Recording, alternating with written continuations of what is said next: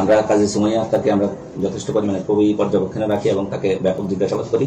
জিজ্ঞাসাবাদে সে যেটা জানায়, তার হাজব্যান্ড যে ইফতেহার রিফাত, সে ঢাকা রিজেন্সি হোটেলে একটা চাকরি করে। ইভেন যিনি ভিকটিম মিম, তার হাজব্যান্ড নারায়ণগঞ্জের মুদির দোকানে ব্যবসা করে। যেহেতু ওই আসামির হাজব্যান্ড রিজেন্সিতে চাকরি করে, সে টাকা পয়সা ইনকাম করে ভালো, সে তার এই ভাই কিংবা ভাইয়ের বউ কিংবা তার বাচ্চাদেরকে দেখাশোনা করে।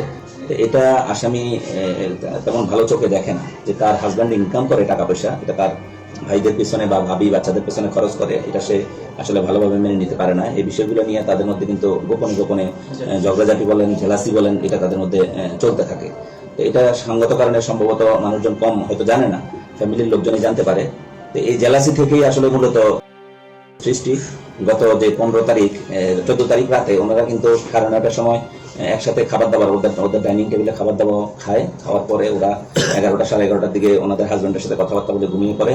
এক পর্যায়ে রাত্রেবেলা কি জানে বলে ভিকটিম যে কোনো কারণেই, যেহেতু খাওয়া দাওয়ার পরবর্তী সময় তাদের মধ্যে ঝগড়াঝাটি হয় কিংবা টানা হেঁচড়া হয়, ওই বিষয়কে কেন্দ্র করে ওই বিষয়ের রেশ ধরেই সে যখন আসামির উপর চড়াও হয়, তখন আসামি নিজেই ভিকটিমের এই টানা হেঁচড়ার এক পর্যায়ে ভিকটিমকে সে মাটিতে ফেলে দেয় এবং